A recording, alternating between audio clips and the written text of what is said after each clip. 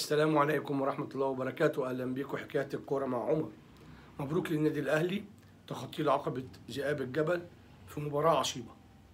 مباراة عصيبة إحنا اللي خليناها عصيبة.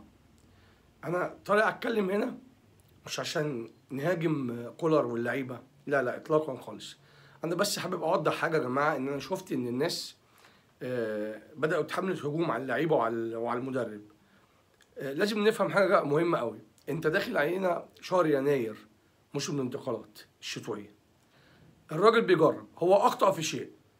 هو ما ينفعش يجرب في مباراة كاس، مباراة ما تحتملش الاسم على اتنين. لكن هو كان بيجرب، عايز يشوف مين اللي هيقعد معاه ومين اللي هيطلع اعارة، هيجيب مين مكان مين. فده اللي خلى المباراة خرجت بالشكل العصيب اللي احنا شفناه دوت. لكن في النهاية هو حقق المطلوب من المباراة. الأهلي في قبل النهائي الكاس، وهيواجه سموحة إن شاء الله في شهر يناير القادم. لعيبة النادي الأهلي النهاردة يعني نقدر نقول كان في حالة استرخاء، اللعبة ما كانش سريع، في لعيبة لعبت في غير مراكزها، وده يوصل لنا فكرة إن المدير الفني عايز يوصل لحاجة معينة، عايز يشوف مين يقدر يستفيد منه فين.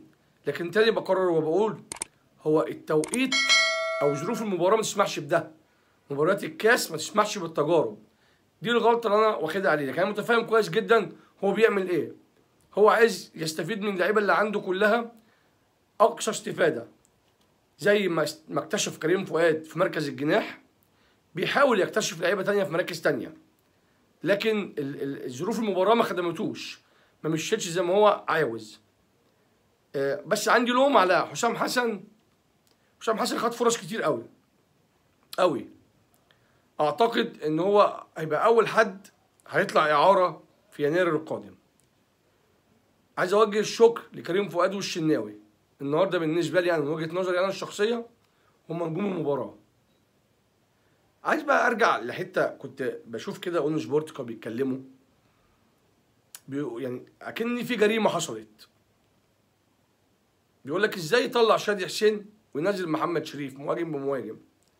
طب يا سيدي، انت لو شايف ان التغييره دي غلط من باب الكوره، يا نجوم الكوره اللي بتحللوا كوره واللي بينشط الهجوم، قد يكون المخزون البدني بتاع شادي نزل مش موفق، بنشط الهجوم بتاعي، هي مش جريمه ولا حاجه.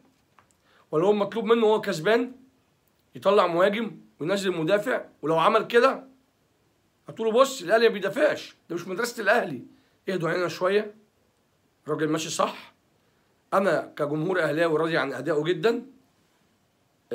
شايف الفرقه في تقدم معاه، عارف احتياجاته، ما بيستغناش عن حد الا لما يجربه في كذا مركز يمكن يفيده في مركز معين. ودي فكره جديده على النادي الاهلي، ما كانش في اي مدرب بيعملها. انك عندي لعيب مهاجم ما جاتش في المركز ده، فيلا طلعوه اعاره ومشوه. الراجل بيحاول يشوف يمكن قدراته تجيب معاه في الجناح، تجيب معاه في مركز ثاني العاب، بيجرب اللعيبه. ده شيء ما يعيبوش، ده راجل بيشتغل. اما لو هو خد بالكلام بتاع الميديا اللي الناس بتقوله والاعلاميين واون سبورت والكلام ده، مش هيطلع خطوه قدام. فانا شايف النهارده مبروك للنادي الاهلي، مباراه فنيا متوسطه واقل من متوسطه كمان. كان في بطء في الاداء، يمكن نكون عشان لسه راجعين من فتره توقف، التفكير الذهني مش كامل، لكن كان في بطء في الاداء. ربنا كرم وقدرنا نوصل ضربات الترجيح، وعندنا الحارس العظيم شناوي قدر يطلع بالمباراه لبر الامان. وهنقول في الاخر مبروك للنادي الاهلي.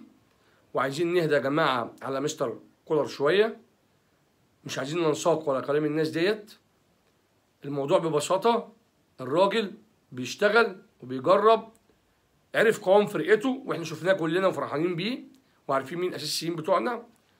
خانوا بس التوقيت، انه عايز يشوف ناس تانية، خانوا التوقيت. وهم الناس دي برضو خذلته. يعني انا بقول الفرقه النهارده كلها ما لفتش نظري منهم غير كريم فؤاد والشناوي، وبقيه الفرقه يعني مش عارف بصراحه. يعني هنشوف فكر الراجل ايه معانا الفتره الجايه، هيطلع مين، هيجيب مين، هيقعد مين.